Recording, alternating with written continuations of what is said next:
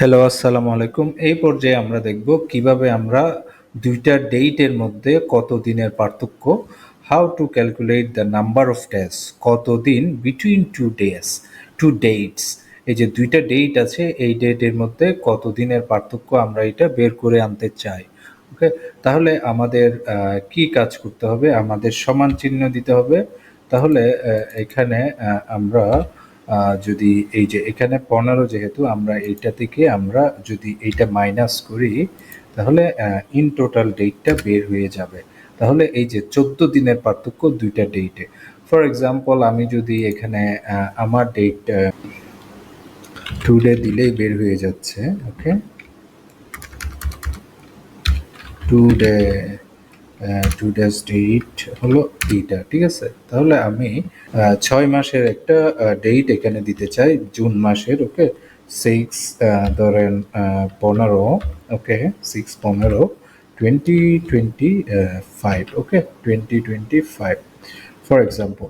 তাহলে আমার দুইটা ডেটের মধ্যে আসলে কত দিনের পার্থক্য আমরা এটা দেখতে চাই, ইজ ইকুয়াল টু আমি এই যে যেহেতু জুলাই মাস, এটা যেহেতু জুন মাস, আমি এইটা থেকে আমি ইজ বিয়োগ এইটা দিব। ওকে, আমি যদি এখানে ইজ ইকুয়াল টু দেই, তাহলে এইটা বিয়োগ এইটা। ওকে, তাহলে এন্টার দিলে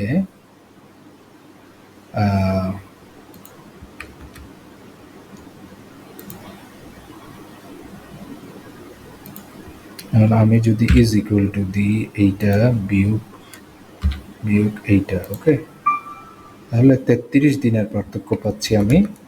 তাহলে আমি এইটা প্রথমে এইটা দিব, বিয়োগ এইটা দিব। ওকে, তাহলে এই যে দুইটা ডেটের মধ্যে 33 দিনের পার্থক্য আছে। ওকে, তাহলে ধরুন আমি যদি এই ডেটটা আবার সিলেক্ট করি, ওকে, তারপর ধরেন এইটার ক্ষেত্রে আমি যদি কন্ট্রোল সি কন্ট্রোল ভি দিলাম, আমি যদি এখানে যদি ধরেন 2023 সাল দেই, 2023। ওকে,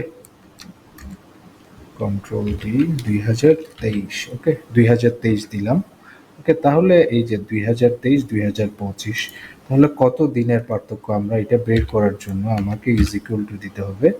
ওকে, ইজ ইকুয়াল টু আমি এইটা সিলেক্ট করলাম মাইনাস, ওকে, এইটা সিলেক্ট করলাম 764 দিনের একটা পার্থক্য দুইটা ডেটের মধ্যে।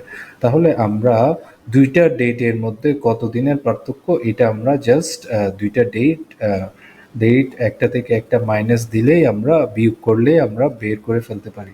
আশা করছি বুঝতে পেরেছেন। নেক্সট আরেকটি ভিডিওতে দেখা হবে ইনশাল্লাহ। আল্লাহ হাফেজ।